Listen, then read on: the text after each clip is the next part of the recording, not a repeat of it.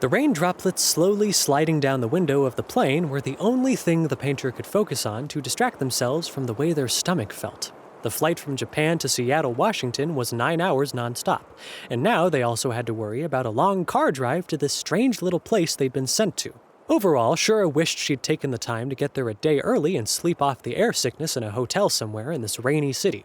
Unfortunately, this new job was launched on them incredibly last minute, and today was the opening day of Star Palace. According to their main client, Mr. Yoshida, this place was in desperate need of help. The company wasn't used to dealing with a business that was quite so public, and therefore they didn't know how to properly market themselves. A wave of nausea rolled through the painter, and as she doubled over to hold her stomach, she tried to focus on the question at hand. How on earth did a businessman that owned chains of popular and fancy hotels know the owner of an adult entertainment business? Also, what was someone who usually specialized in adult movies doing making a family-friendly complex? The plane gave a lurch as it finally reached the loading dock, making Shura hold their stomach tighter. A small tremble ran through their body, and they could swear they felt a tingling in their sinuses. God, they hated that feeling. A pale hand slapped over her mouth in an effort to keep herself from being sick. Deep breaths.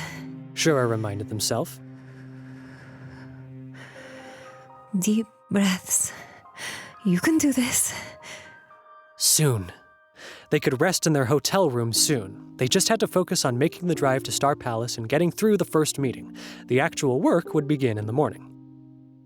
Today's gonna be a fucking disaster. Doc grumbled, tightening the last screw in the back of the strange animatronic's head. Oh, come on. It won't be that bad. Wesley tried to chime. It's opening day. This is what we've been working towards, right? Despite her grumpy mood, he was doing his best to be excited. His father was finally doing something he could hold an interest in, and he was all too happy to be a part of something. The seats of the dinner show are only half full. They didn't put out nearly enough commercials for this place to get an interest.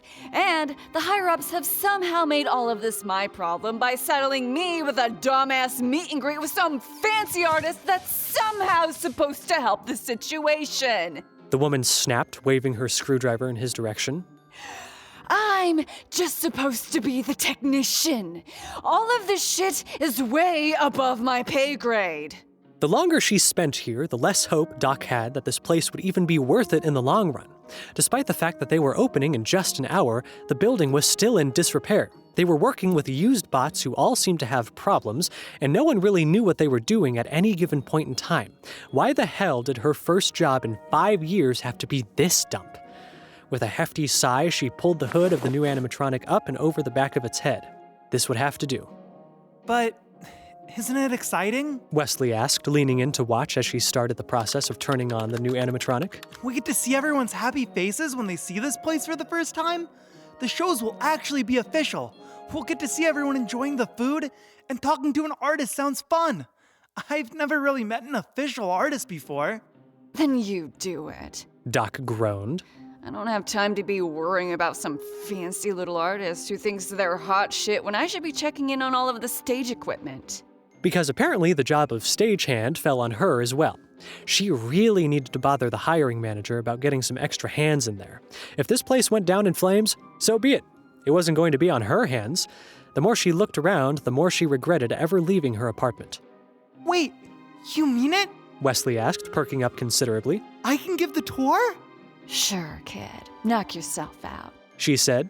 While you're at it, take this little shit to meet the others. As she spoke, the bot finally perked up, looking between the two humans in curiosity.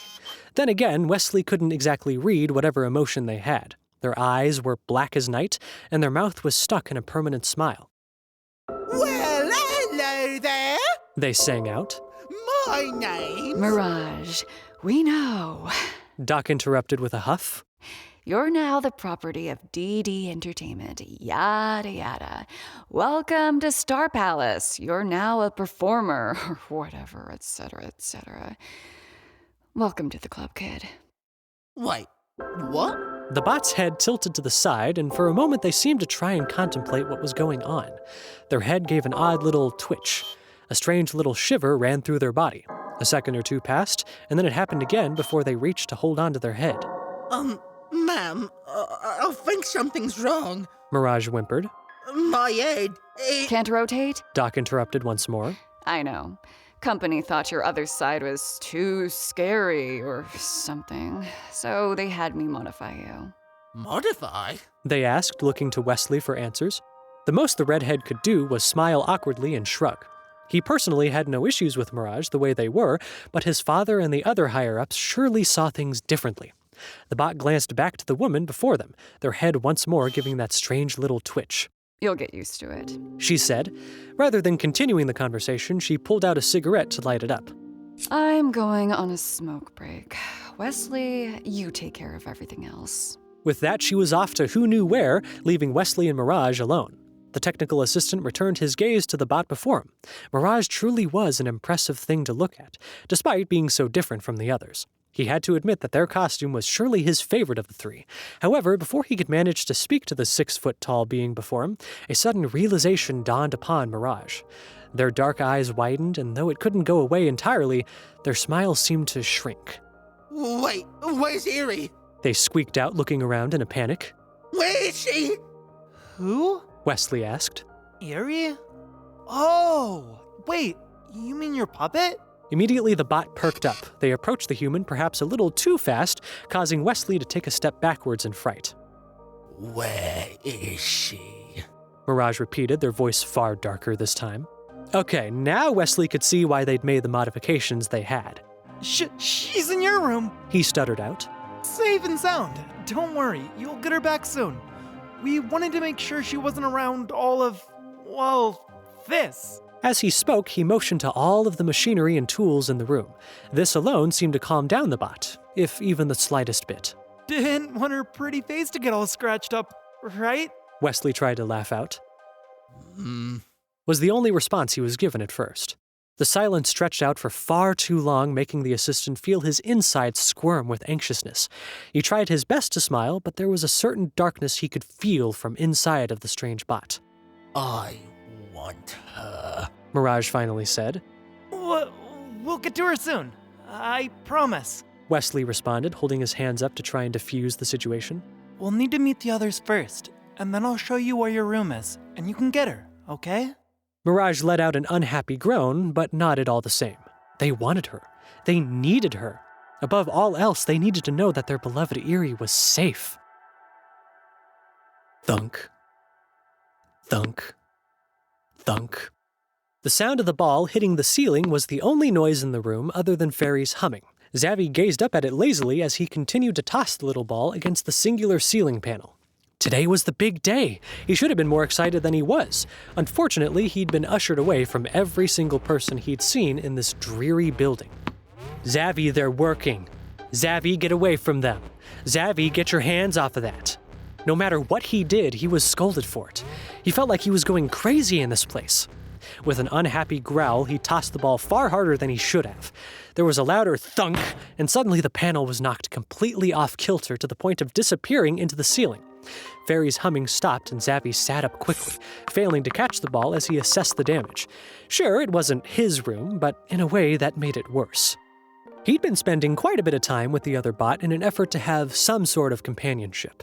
Therefore, he usually wandered into her room the instant their charging hours were over, though he admittedly charged far faster than she did. It was simply how he was built. A knock on the door pulled him from his thoughts, and as it opened, Zavi was quick to stand and put all 4 of his arms behind his back. "Nothing happened," he insisted far too quickly. Wesley's brows knit together in confusion.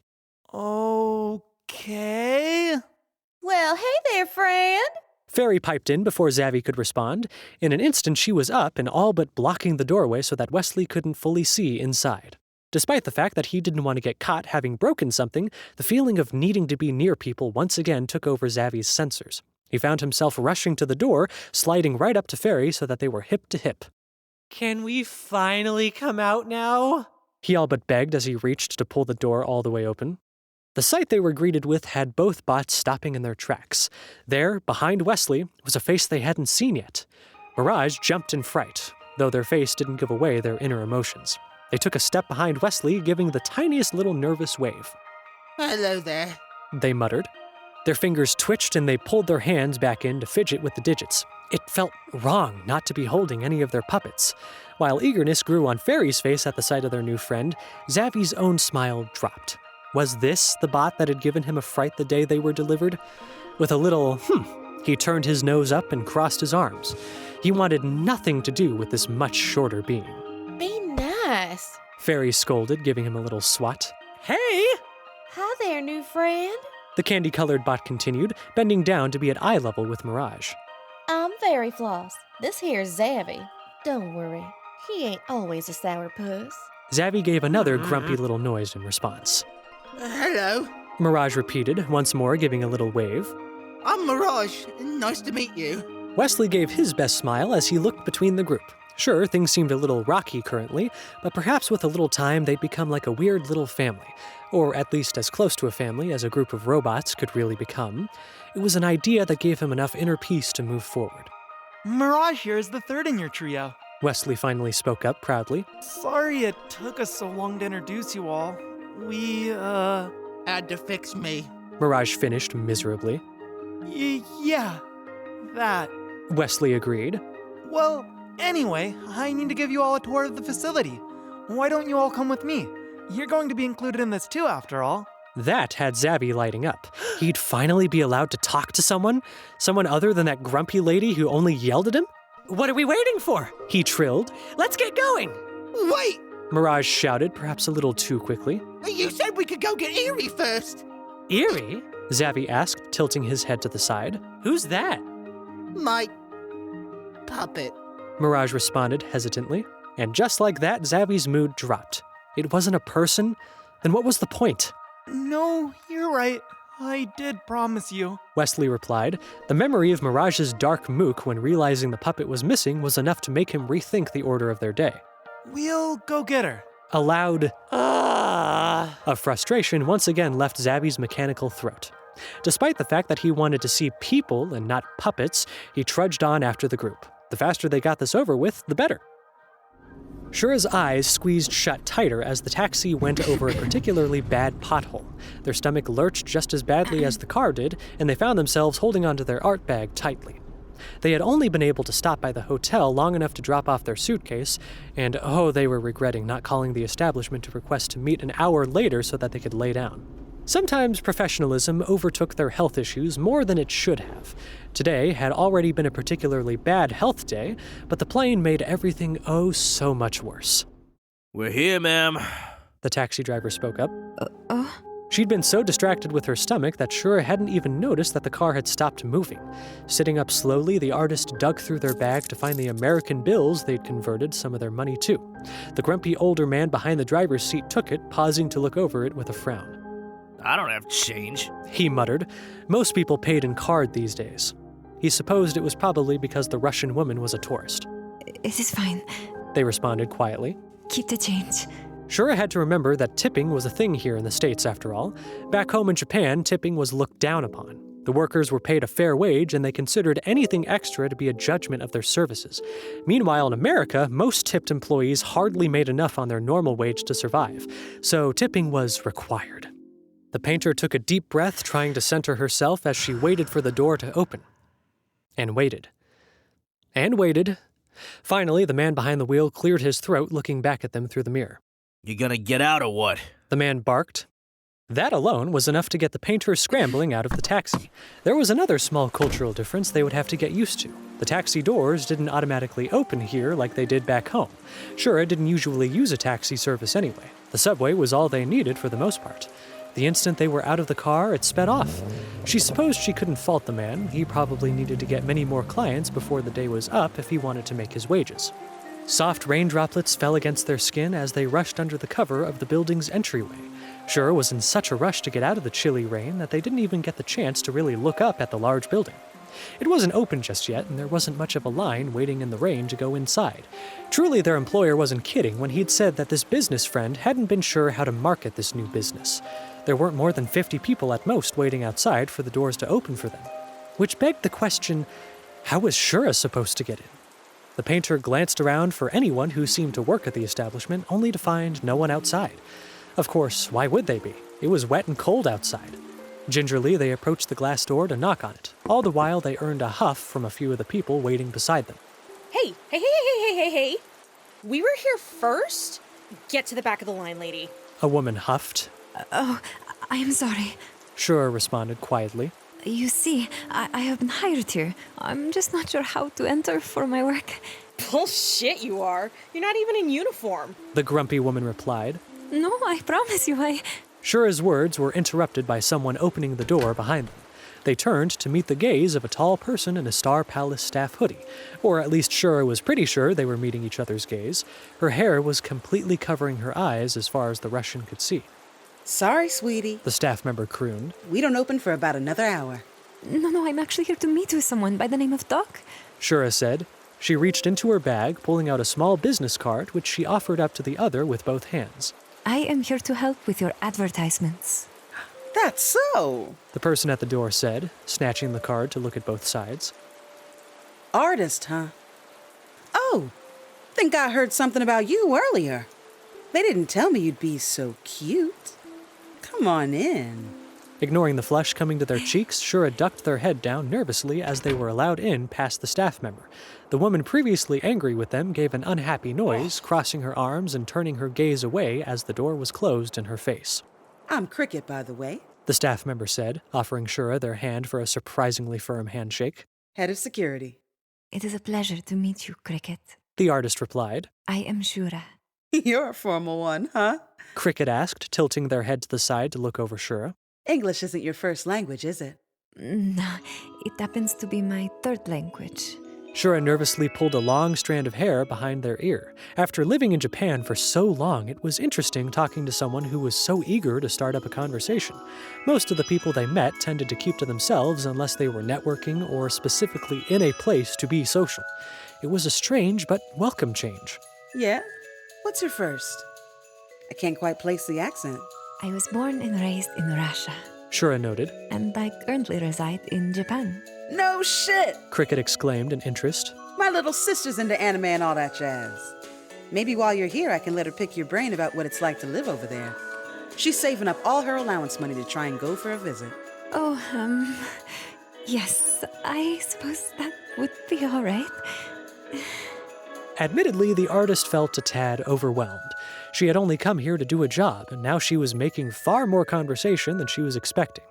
That, or perhaps her stomach churning again, was the main reason she felt like everything was suddenly too much. Awesome. Well, I guess I'd better go get the big boss for you. You wait here, but you let me know if you need anything. The staff member said, reaching to pull up their hair to show Shura their golden eyes and a saucy wink. And I do mean anything. It was that moment that Cricket realized Shura suddenly looked a lot paler than they already had. Sure, everything about the artist was pale, but they suddenly went from the complexion of milk to looking damn near translucent. The way Shura was holding her stomach also had Cricket taking a single step backward. Hey, you good? Despite the fact that the group was just entering the room, Zavi's sensors zoned in on Shura immediately. His excitement to meet everyone that was suddenly around them was simultaneously overridden by his medical programming kicking in, and amplified by it. Oh, he knew that look. He knew it quite well. In a flash, he was at the artist's side. One set of hands was pulling back their hair, while another pulled one of the room's trash cans to their lips just as everything in Shura's stomach emptied itself. Oh gosh, are you okay? Wesley called, jogging over to meet them. Shura, of course, couldn't answer. Instead, Zavi merely waved the other human away. Give her a minute, would ya? He insisted. She's not even done yet. Who's this? Fairy asked, peeking around Zavi to try and see the new person. Mirage wasn't too far behind, holding their beloved Eerie close to them as if afraid any of the mess might get on her. They're leaking. They're not leaking, they're sick. Zavi spat, sending the shorter bot a glare. If Mirage had a tongue, they would have stuck it out at him. They'd hardly known each other for an hour, and already there were problems.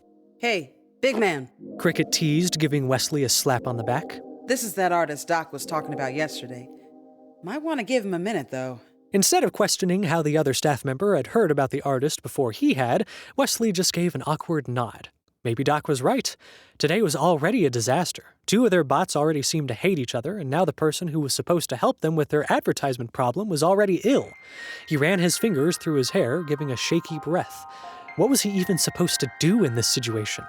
Cricket reached to give their back a little rub, being far more gentle with Shura than they had been with Wesley. You hang in there, champ. I'll see you around. As much as Cricket wanted to hang out and see where all of this drama was going, they had work to do. It was time to prep the rest of the security team. Out of all of them, Cricket was the oldest and therefore had to take on both a boss and big sibling approach. Most of them were teenagers on their first job to earn some extra pocket money. In fact, most of the staff in general were a little younger than Cricket felt comfortable with. The only response Shura could give was an unhappy moan as she tried her best to catch her breath. One of Zavi's arms wrapped around her waist, while another ran his fingers through her hair to calm her. The motion was surprisingly soothing, and the exhausted painter found herself leaning into Zavi's touch for comfort. I'm sorry. They finally managed to say.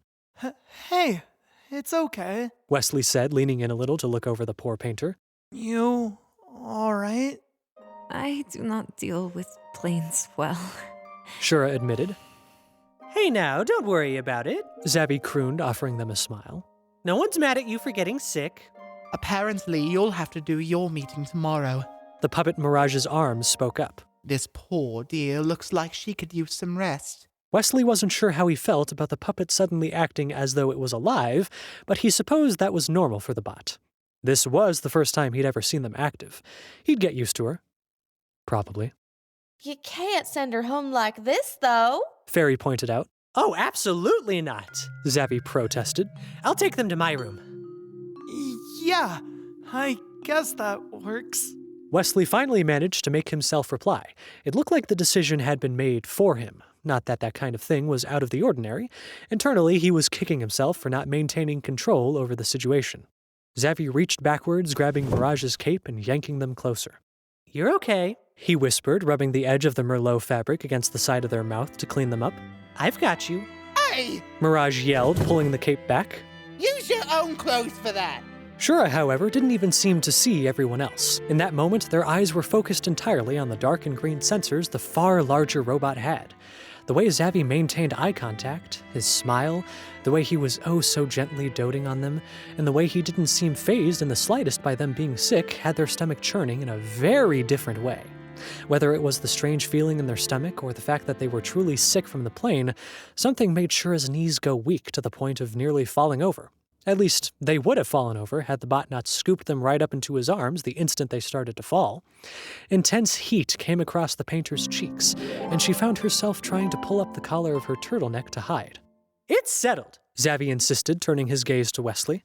I'll take her to my room for now. She can rest while we're opening up, and you two can have your little art chit-chat later. Before Wesley could even respond, he was left with the other two bots while Zavi turned on his heel and started off far too fast for anyone to stop him. It seemed the bot finally had what he wanted, someone to talk to and take care of. Meanwhile, Wesley was left feeling like everything was already falling apart, and the other two bots were left confused and dazed by the situation at hand. This is... ugh. Mirage groaned, looking down at the edge of their cape. You might want to go wash that out, my love. Eerie piped up from his arms. Before it crusts. This only earned another unhappy noise from Mirage. I don't want to touch it. They insisted. Come on. Fairy said, ushering her co-star towards the nearest bathroom. I'll help. Let's get you cleaned up. Okay, I'll just wait here, I guess. Wesley called, his voice starting to waver in unhappiness. Somehow, some way, it felt like no matter what he did, he was forever being left behind.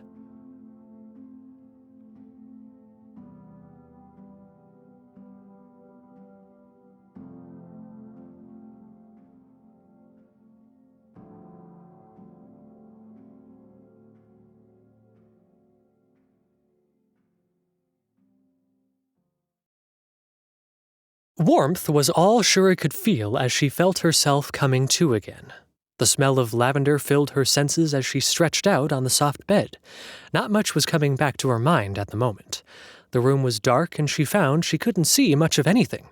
At least, she didn't until a pair of green eyes met her gaze. Glowing green eyes. Their body jolted up, their hands searching around for their phone or anything familiar. This wasn't their room. They knew that much. Hey! Zavi cooed, leaning closer as he spoke. It's okay. It's just me. Who? Shura started, only stopping when she realized just who those green eyes belonged to. The silly clown from earlier, of course. Memories of the horrid plane ride as well as arriving at their newest job came back like a flood. Forgive me. They said quietly. I forgot where I was for a moment. You were out the instant I laid you down. Zavi chuckled. Your body needed rest. How long has it been? Despite the fact that he knew exactly how much time had passed, the bot still made a show out of pretending to think about it. He crossed his lower set of arms and tapped one of his fingers against his lips with a hum. Oh, I'd say about 3 hours, he finally replied. 3 hours? Despite the fact that she was trying to stay calm, panic filled the pit of Shura's stomach. She had never done something so unprofessional before. Surely there was no way this new employer was going to be happy about it. They clenched the bed sheets tightly and tried to take a deep breath. The motion didn't escape Zavi. Despite the fact that it was completely dark in the room, his sensors were well equipped to see in the dark. He slid a set of his hands along the bed, being sure to ease into the touch. Soon enough, Shura would find Zavi's hands replacing the sheets they'd been clutching onto so tightly. The motion was enough to pull her from her own thoughts. It steadied her, but also flustered her. What are you doing? They found themselves asking. Yet they almost didn't realize they'd said anything at all. Shura's voice was so small in that moment. Nothing, Zavi said almost as quietly. Just showing you that I'm here. Somehow those two little words felt like a sucker punch to their insides. There was the strange feeling in Shura's stomach from earlier. It was like 1,000 fluttering butterflies aching to get out. Yet they didn't feel the slightest bit nauseous. Their heart, however, felt as though it was running a marathon around the building. I'm here. The phrase was so simple, yet so meaningful. The touch was soft, but also firm. Somehow Shura felt far more grounded than they had only moments ago. The blanket of darkness around them made the moment feel all the more special. It was like none of the rest of the world existed. It was their little secret. Only the feeling of the bot's thumbs running along the backs of Shura's hands flustered them enough to pull away. It's rather dark in here. She noted, pushing her hair behind her ear nervously. She couldn't remember the last time someone other than her family had physically touched her, or rather the last time she'd been touched deliberately. It is pretty dark in here, huh? Zavi asked, once more chuckling out his words. I almost forget that humans can't see in the dark. Almost being the key word. He knew. It was just more fun to pretend that he didn't. The clown was quick to get back onto his feet. Internally, Shura was thanking the fact that the bot didn't turn on the full room's lights. Instead, he turned on a nifty little feature that he'd discovered after his first charging session. A set of lights on the wall covered it with stars twinkling across a painted nebula. In the middle... Is that... Oh dear. Shura couldn't remember the English translation for the life of them. It was called a medusa in Russian and a kurage in Japanese, but what was the English word? Zavi tilted his head to the side, pointing to the strange little lamp in the center of the nebula. That? All Shura could do was nod in response. They couldn't help but feel embarrassed. Usually they were so good with their translations. Yeah, it's pretty weird for them to slap a jellyfish in there, the bot said as he sat back down on the bed beside them. Rather than bringing attention to the fact that Shura thought she'd messed up, Zavi simply offered her a smile. He's good company, though. But gosh darn it, I just can't figure out what his name is. Shura wasn't quite sure why, but Zavi's antics so easily caused a bout of laughter to spill forth from their lips. She reached to cover her mouth, but was unable to silence everything that escaped. What his name is? She repeated with a giggle. Yeah, what can I say? I speak 23 languages, but not a single one of them is jellyfish. Zavi mused, pretending to sound frustrated. Again, Shura laughed, and that laughter brought a bright smile to Zavi's own face. It was nice seeing this pretty human not looking like they hated life. Maybe you speak jellyfish? He pointed out, leaning in closer. What do you think his name is? Me? He hummed out. Never in Shura's life had they ever been asked a question as fanciful as this one. Yet it was so charming that they couldn't help but look up at the jellyfish in thought. It was so warm and comforting floating among the stars. The more they thought about it, the more they realized that staring at the nightlight made them feel safe. It made them feel shielded from the rest of the world. Sergei.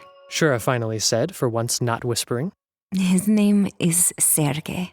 Sergei, huh? Zavi asked, looking back at the jellyfish. Wow. Didn't realize he was such a fancy guy. Oh, he is? She said, letting herself fall into the fun of the moment. He is a knight back in his kingdom. A protector. I see, the bot mused. And does he protect all the mermaids back home? Every one of them. Yes. They agreed. Even the pretty one sitting in front of me? The bot couldn't help but give a smirk as Shura hid behind their hair. They gave out a nervous giggle, waving off his words. Speaking of which, that pretty mermaid hasn't told me their name yet. He purred, reaching to once more pull Shura's hair behind her ear. Or do mermaids run by the same rules as fairies? The painter wasn't sure what to do with themselves. It was very rare that anyone showed them this kind of attention. The clown sure had a way of making people feel special, didn't he? Shura. She finally managed to say, keeping her gaze averted. My name is Shura. Nice to meet you, Shura. My name's Zavi, the one and only. Sure, there were other models similar to Zavi, but he very much considered himself to be special. He had far more upgrades and special add-ons than any of the others from his company to date. At least he was pretty sure that was still true. It had been a while since he'd gotten any sort of updates. It is lovely to meet you, Shura said. Only then did they realize they hadn't offered him their hand to shake. As Shura did just that, Zavi took their hand and two of his and brought it right up to his lips to kiss. The touch was shockingly soft. If the Russian hadn't known any better, they would have sworn those were human lips touching the back of their hand. The mere idea of it had their cheeks flushing with heat. Oh, trust me, the pleasure is all mine, Zavi cooed. There were those butterflies again. Shura cleared her throat, trying her best to stay as composed as possible. It is very interesting seeing the difference in robotic designs here. They started, finally finding themselves properly looking over the clown before them. You are so... fantastic, amazing, handsome, Zavi suggested. large. Shura finished. There was probably some sort of everything is bigger in America joke that Zavi could have made, but he held himself back. Instead, he let his curiosity flourish. Aren't you used to seeing big bots? He asked. I was originally in a hospital. Gotta be big and strong enough to lift people up when they need help. No wonder he was so good at calming them when they began to panic. It seemed that was quite literally what he was built for. No. She laughed out softly. Where I live, most of the robotics are personal. They are very small. I believe it is because of how many people fit into so many small areas. Most of them are not as big as a person is. I've even seen small ones in hospitals. In fact, the more Shura thought about it, the more they realized they'd never seen a robot taller than someone's shoulder height back in Japan.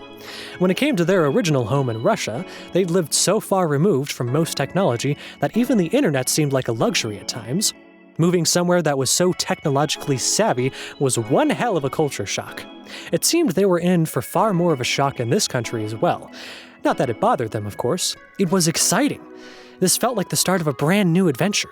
That's so small, though, Zavi protested, pulling them back out of their thoughts. What's the point in them even being there then? They can't even do things like this. Without any form of warning, Zavi was up in an instant. His arms slid under Shura's body, hoisting her into the air. The painter let out a loud squeal as they were lifted, and giggles fell out of them as the bot spun them around in circles. So many feelings swirled around inside of them. Zavi seemed to bring out a strange little spark of childlike joy and wonderment. He felt just as safe as the magical jellyfish lamp on the wall, yet he also brought about confusing feelings inside of them that Shura wasn't sure she'd ever felt before. The closest thing she could think of was the feeling she'd gotten the time she met the woodsman in her younger teenage years. Even that didn't feel quite as strong as what was going through her now. Part of her felt like it was wrong to be feeling such things. Another part of her wanted to be selfish and indulge in it, even if for just a moment longer. Unfortunately, that moment wasn't about to be granted to them. The door burst open and a very annoyed-looking Doc stormed inside.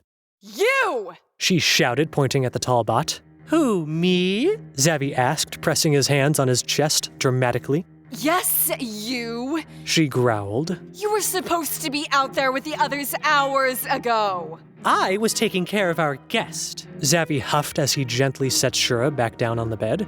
Isn't that why you left my medical programming in? To take care of anyone in case they needed it? Doc hesitated, giving a set of unhappy grumbles as she carefully mulled over her words. It wasn't fair of him to use her own decision against her like that. Look, asshole. She started, only to be interrupted by a loud and dramatic gasp from Zavi. Language, he scolded. Oh, shut up! Doc spat. Get out of there, now! The instant her fiery gaze met Shura's, the artist flinched backwards. They could swear that they almost felt the daggers in her glare. You can just come out whenever you're feeling better or whatever. She mumbled out, slowly seeming to lose the steam of her anger. Oh, being sweet now, are we? Zavi teased, only to flare the woman's hostility right back up again.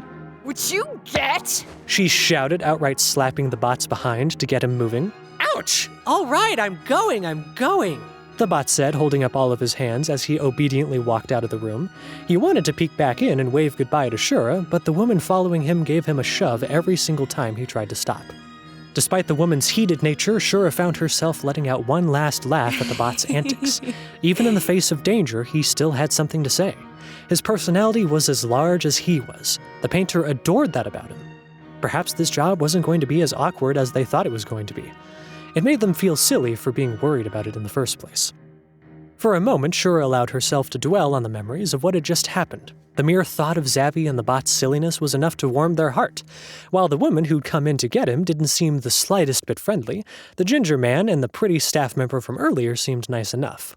This also left them wondering about the other two bots they'd seen. Were their personalities as big and bold as Zavi's? Only time would tell. What do you think, Sergei? They found themselves asking the jellyfish lamp. Will I have a good time here with all these new friends? And would they indeed be friends? Shura didn't expect Sergei to answer, however, she also didn't expect her phone to ring. The noise was enough to make her body jolt in surprise. After a fumble of the little machine, she managed to answer the call. Hello? What the hell is your problem? Came an angry but familiar voice on the other end of the line. Dmitri, Shura squeaked out nervously. I'm sorry. I told you to call me the instant you arrived. The man growled. You didn't forget now, did you? Despite the fact that they'd learned English around the same time, Dimitri's was far less formal than Shura's own. He had plenty of schoolmates to practice with. The fact that he could speak as easily as he did in this moment only helped to make Shura feel all the more nervous. I'm sorry, brother. She started once more. I arrived safely. Unfortunately, I also fell ill after I got off the plane. I did not forget about you, but it slipped my mind for a moment, and then I fell asleep. I don't need your bullshit excuses. Dimitri snapped. Just do better next time. Shura flinched at the words, pulling back into their sweater. They fiddled with the bottom hem of the soft fabric, trying to take deep breaths. Yes, Dmitri, she managed to say. He gave a grunt of approval, but didn't bother asking about if she was all right or not. Instead, the only thing Dmitri bothered to ask was, When the hell are you coming home again? Your stupid cat is yowling for you. Vinny, Shura asked. Is he all right? Little shit's fine. Now answer the question. I was most likely going to stay for 2 weeks. The painter responded hesitantly. Fuck! Was all Dmitri groaned out in response. Truthfully, Shura wasn't sure how to respond. Despite the fact that he was family, they feared Dmitri far more than they feared the angry woman they'd only seen moments ago. She was someone they would only be seeing for this particular job. Dmitri was someone they had to live with. The silence stretched on between the two of them. Every second felt more unbearable than the last, but Shura couldn't bring themselves to break it. Whatever. Their brother finally huffed out. Just hurry it up. Takeout is expensive. He hung up before Shura was given a chance to respond. It happened so suddenly that it left the poor painter in a daze. Slowly, she finally pulled the phone down from her face, letting it fall into her lap. The sheer mood whiplash between Zavi and Dmitri had her feeling like she was caught in a moment of time that didn't quite exist. She felt tunnel-visioned and cold. Her own brother didn't care enough to ask if she was all right. He didn't care that she'd gotten sick. He didn't care about her cat. All he cared about was getting her home so that she could cook for him. I do everything for him. Shura whimpered, biting back tears. The more she tried to hold back the urge to cry, the more she could feel a pain building in her throat. It made it hard to speak, hard to breathe. Her whole body felt tense. She knew she didn't have time to cry. She had to get up. She had to keep going. The world wouldn't stop just because she was hurting inside. Shura forced herself to stand and find her bag. Her hands were shaking as she pulled the strap over her shoulder. Only one thing stopped the painter from walking all the way out the door. The light from Sergei beckoned them. His warmth filled them, and rather than leaving, they found themselves turning to sit back down on the bed instead. The longer they gazed up at the magical jellyfish, the more tears they found falling from their eyes. It felt good to let it all out. The many things they'd been bottling up inside of them were finally flowing free. Shura reached for the blanket of Zabby's bed, pulling it around themselves as they allowed themselves to fully cry. Sergei would keep their secret here in the sanctity of this room, Zabby's room.